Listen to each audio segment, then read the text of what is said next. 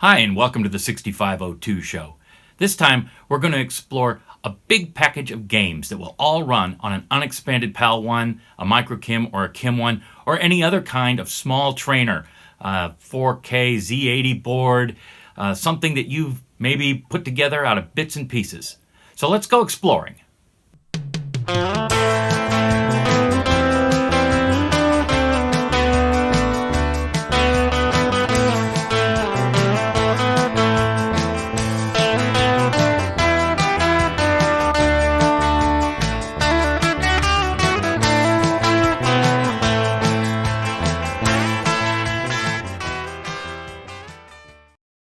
Maybe you have one of these. Or maybe you built one of these. But you haven't bought one of those. Or built one of those. Well, fear not. When it comes to computing in an environment that is 4K or less, you really have four main options. Tiny Basic, Very Tiny Language 2, Tiny Pilot, or the assembly language for your CPU. All of the programs we're going to look at today will run in one of these four environments. Okay, let's go take a look at our first program, Knightsbridge by Tim Hartnell.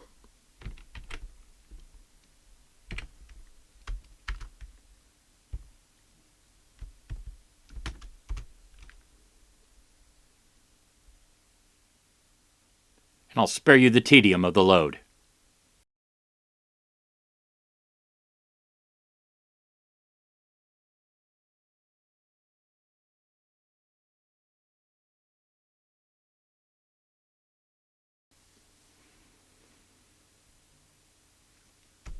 All right, we're ready to play.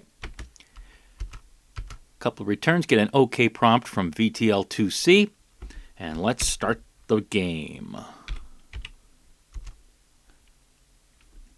This is for the random number generator. Nivram, the all-fair, determines our play. Computer plays first. I must move 14, so I will move 14 to 35. It plays quite quickly, as you can see.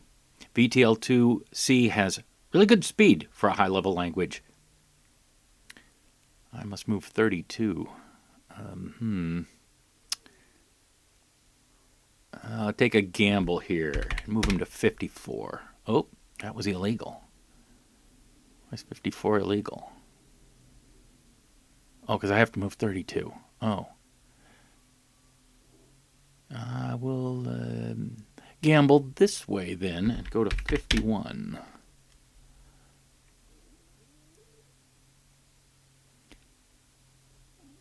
So the idea behind this game is that you're going to try to capture, using the knight's move, 5 of the 7 pieces before the computer can get 5 of yours. And of course, you're only playing for the future of Earth.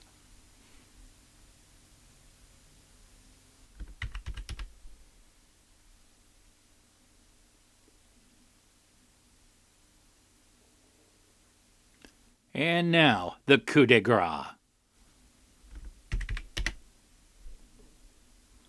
That's it. Earth is saved.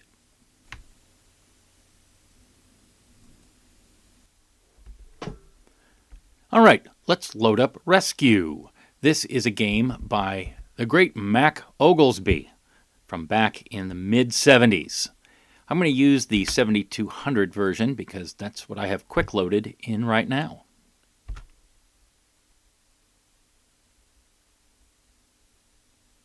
This is a version that I translated from Damien Gareth Walker's structured Tiny Basic that he did as an experiment about 4 years ago. But he used Mac's text as his basis for the game. Then I used his Tiny Basic and just changed it over so that it uses line numbers.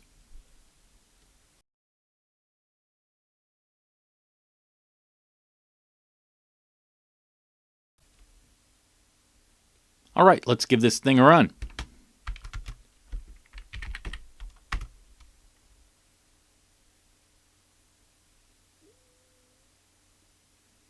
All right, we're on level 0. We are at 8, 0, So we're up in the top right corner of the grid. Distance to rec. You can use the number pad with this. It'll work just fine. Let's start heading to the left and down.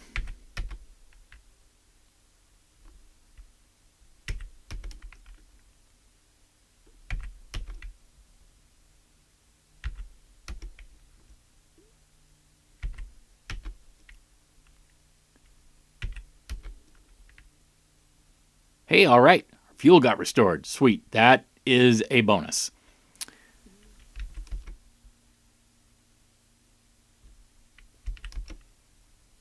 Oh no! One grid away. And we got blown through a hyperspace hole to another level. This is a difficult game. I have gotten to level 98. Never gotten to 99.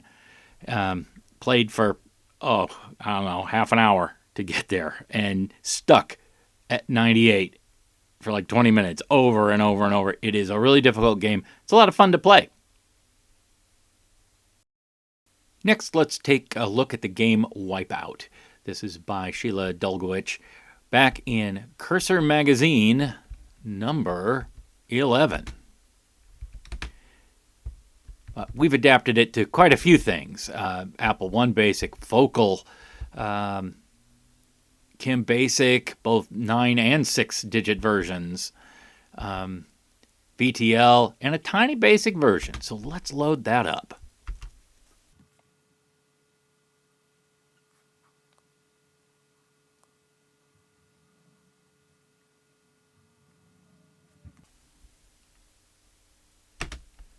This is another dice game.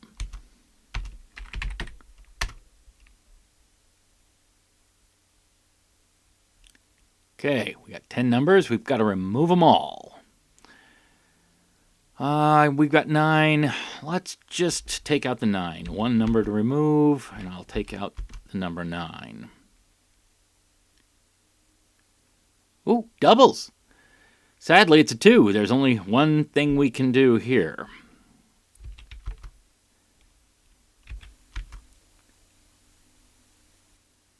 Got a 7. I can take the 7 out. Well, now it's down to luck. And nope. And nope.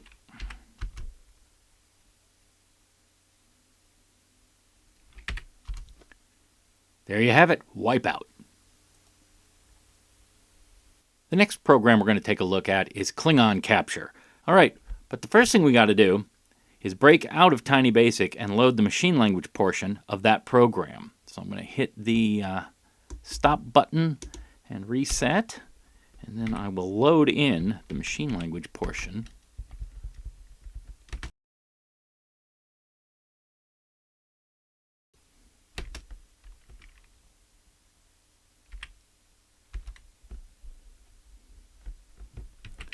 And then we can load in the instructions.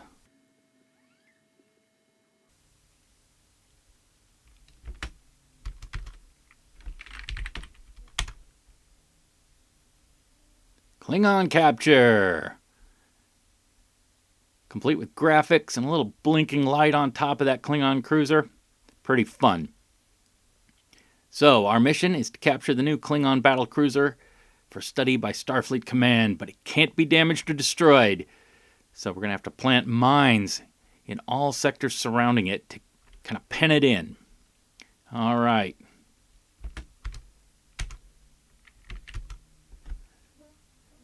So type clear, load Klingon Capture main, and then we'll run it.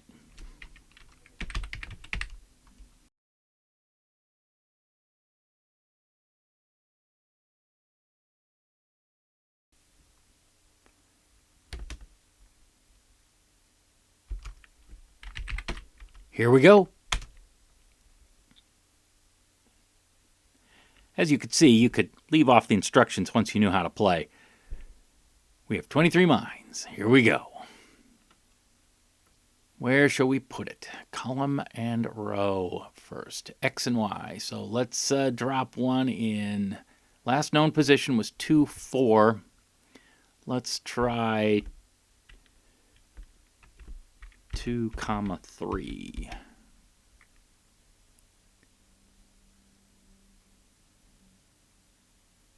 Now its last known position is in 1, 5.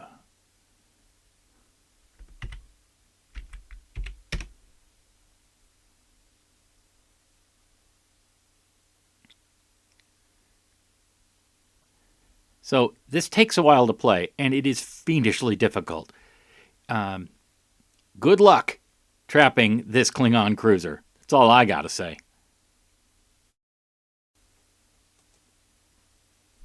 Our next game will be Boxcars and Snake Eyes. This game's been around in various forms for a long time. I took this off of a math assignment for a high school class.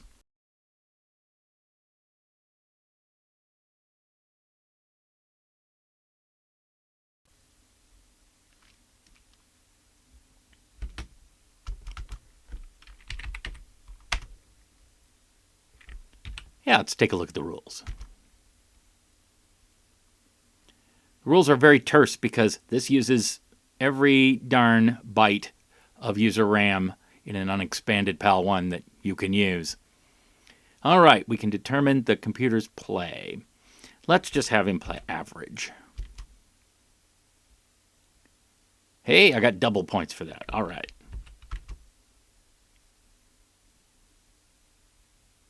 I'll roll again. I'm racking it up. Oh no! Snake Eyes, zap! The computer wins. Just like that. Oh, painful. Oh no, I rolled a 7, so I got negative points. Well, you can't have negative, so it just sticks you at nothing.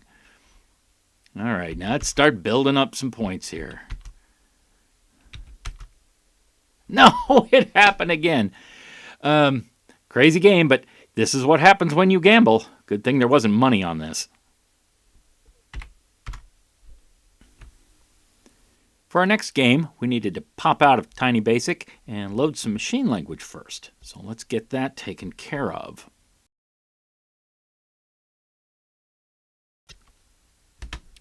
Right, we got a little routine loaded there. Now we will warm start Tiny so that he doesn't destroy anything. And load in Fox and Hound.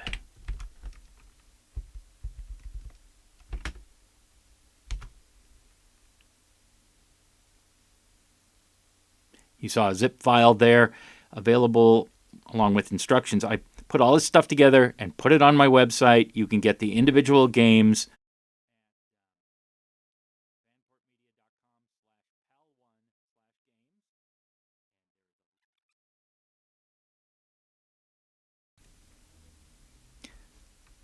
This game makes extensive use of Tiny Basic's user function to peek and poke into RAM to make a matrix and to have our playing board.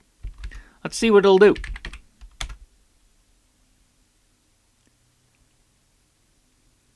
All right, we have a checkerboard. We have 4 hounds and 1 fox. I am the hounds. Where shall I go? I will go from row 1, column 8. And I will go to row 2, comma 7. So it moves me, the fox moves. Our idea is that we want to trap that fox so that he can't get to row number 1. I think I will move 1, 2 to 2, 1. And the game goes from here. Pen him in and you win. If he gets past you, you lose. All right, we'll only have the 6 categories, Yahtzee, or Yacht, pardon me, and Chance. So let's see, what dice should we re-roll? Let's keep the 3s. I want to re-roll 3. I want to re-roll 1 and 2 and 5. So, I'm going to want to re-roll those same ones again, I think. 1, 2, and 5. And, well, I didn't make my 3s, but I did make my 5s, so I'm going to score category 5. I'll take that as a win.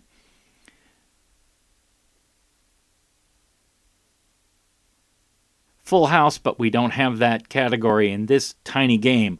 So I think we'll stick with the 1s. Maybe we can get lucky and get a Yahtzee out of this. A yacht. Pardon me, I keep saying it. I shouldn't do it. I know I shouldn't. Oh, all right. Come on. Let's re-roll number 5. Oh, not quite. Score the 1s. Well, you get the idea. It plays out.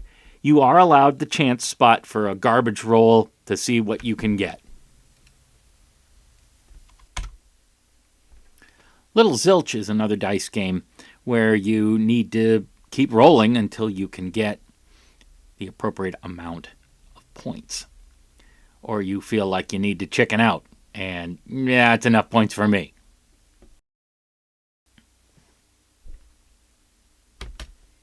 And as you can see, playing Lil Yawt, I got my bonus at the end of that game.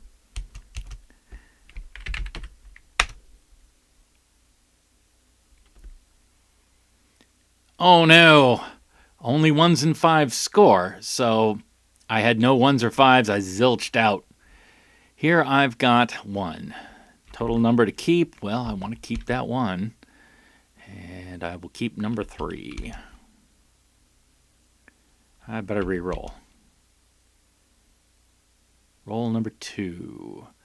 Well, I think I can only keep that 1.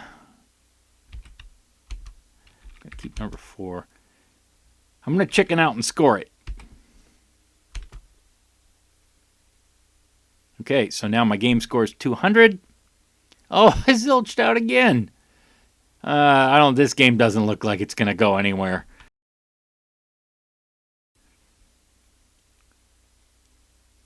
Oh no, zilched out. And now the last turn, we got to go for broke. 1, 3.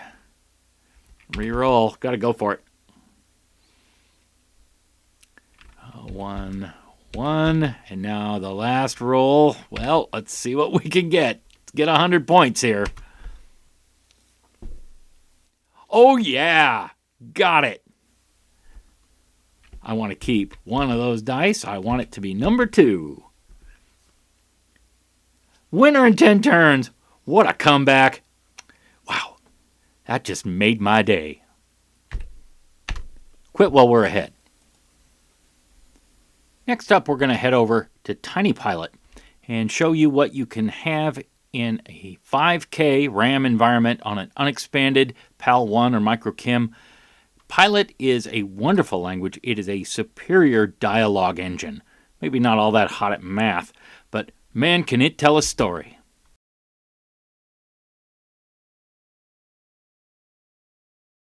I covered this in depth in our close-up view of TinyPilot previous video, but this is again just a little flavor of what you can do. Essentially what we have here is a choose-your-own-adventure story. Do you remember those from the 70s and 80s, possibly the 90s?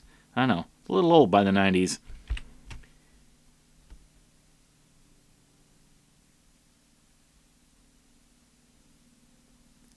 Well, what should we do? I think I'm going to curse the impatient moron.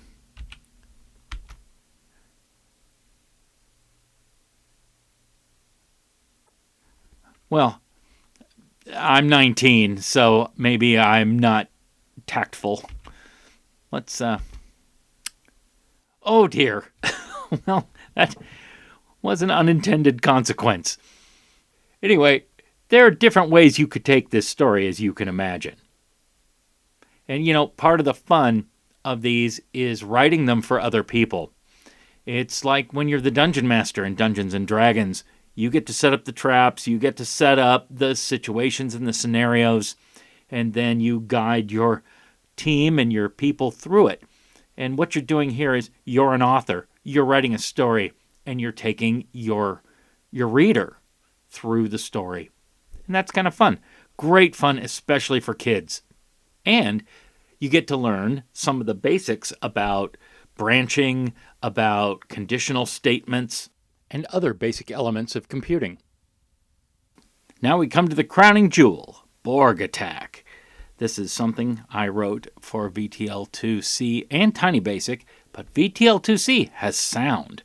We just loaded in some machine language stuff behind the scenes, which handled the sound routines and some of the graphics. Now we'll go and get the main program.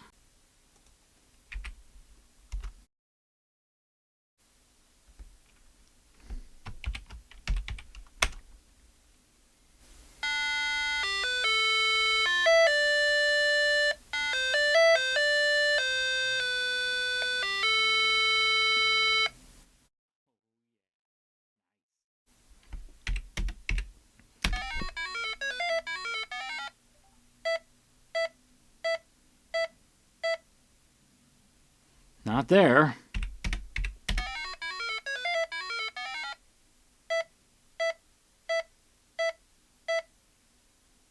Not there.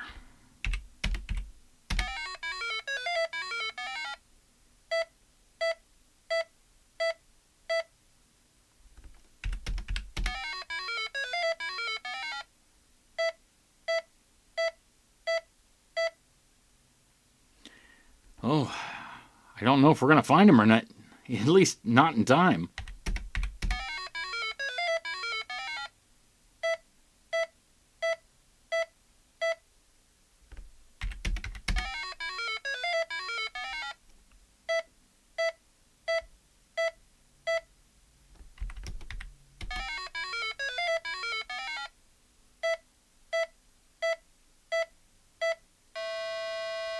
Oh, too late.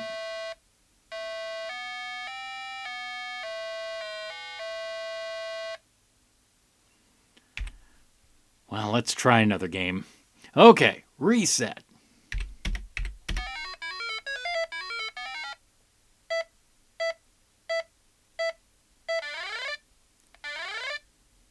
Whoa, we jumped right into them on the first jump. Attack.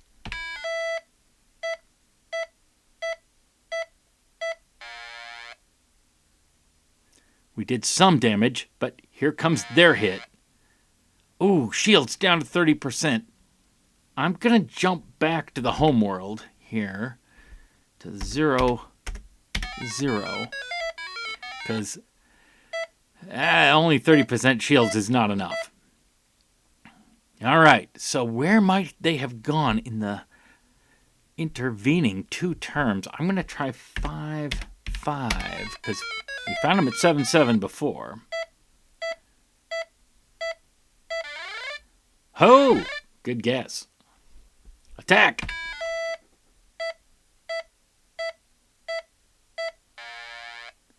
Woo!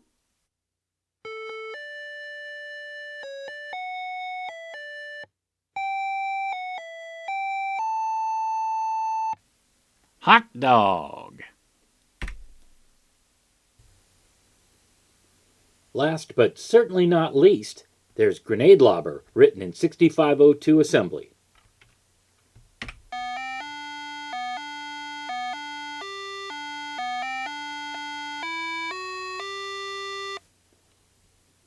We've got 3 grenades.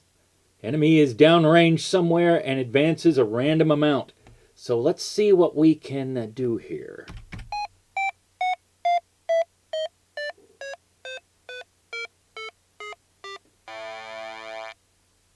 Oh, we're long, so he's a little closer. Let's try...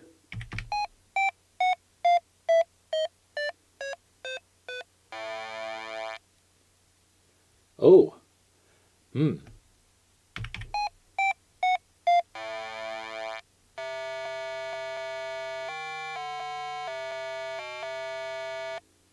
Aw. Well, the beauty of computer games is that you can try again.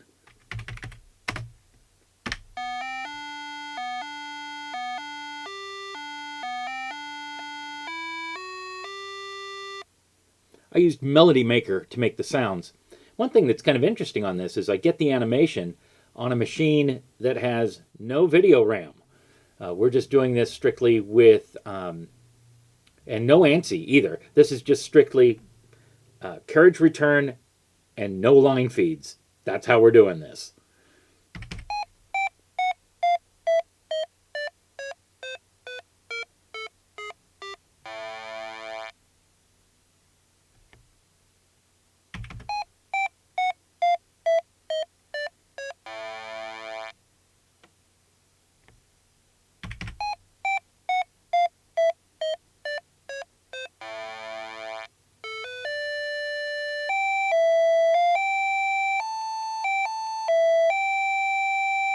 The sweet sounds of victory.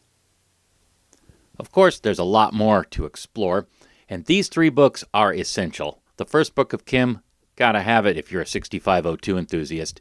And the computer games book from David Ahl. Both of those books have tons of things in them.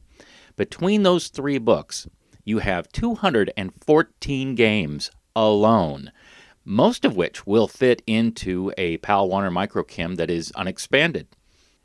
You also have some great old books as resources for programs.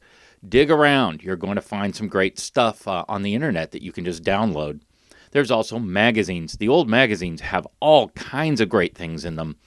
And in fact, that's where I found Tiny Pilot. You can find stuff too and translate it, make it work.